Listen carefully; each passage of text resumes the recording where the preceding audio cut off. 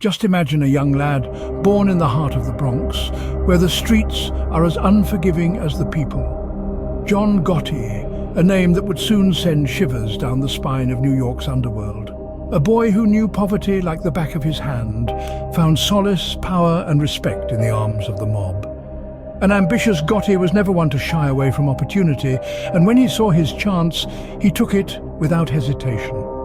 In the ruthless world of the Gambino family, it was survival of the fittest, and Gotti was nothing if not a survivor. His audacious orchestration of Paul Castellano's murder marked the dawn of a new era, the era of the Teflon Don. In the end, it was a ruthless ambition and an iron fist that propelled John Gotti to the top of the Gambino family. At the pinnacle of power, Gotti was more than just a mob boss. He was a symbol of an era. With the reins of the Gambino family firmly in his hands, Gotti's influence soared.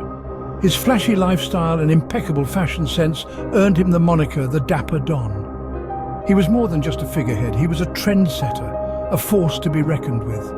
His charisma and flamboyance were as legendary as his ruthlessness. Gotti was not a man to be underestimated. His leadership style was as sharp as his tailored suits.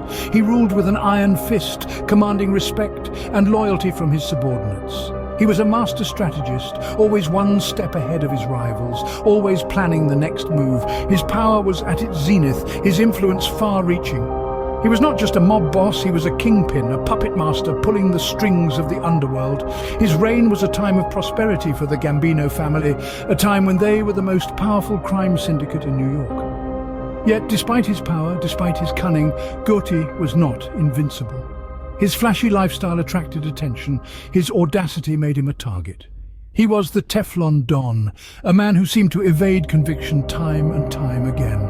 But the law was relentless, always lurking in the shadows, always watching.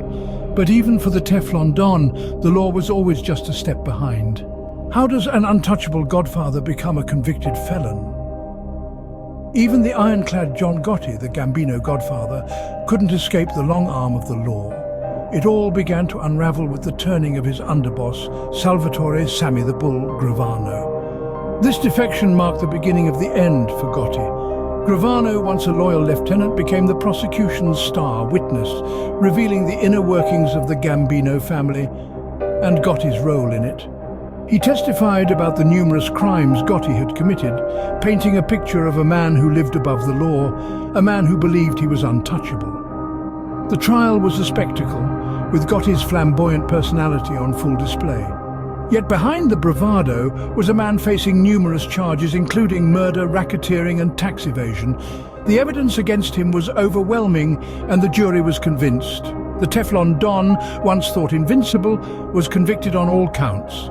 His life in prison was a far cry from the power and luxury he once enjoyed. He was confined, isolated from the world he once ruled. His health deteriorated and he passed away behind bars, his reign over the Gambino family a distant memory. In the end, John Gotti's reign was as dramatic as his fall, a tale of power, ambition and the inevitable reach of the law.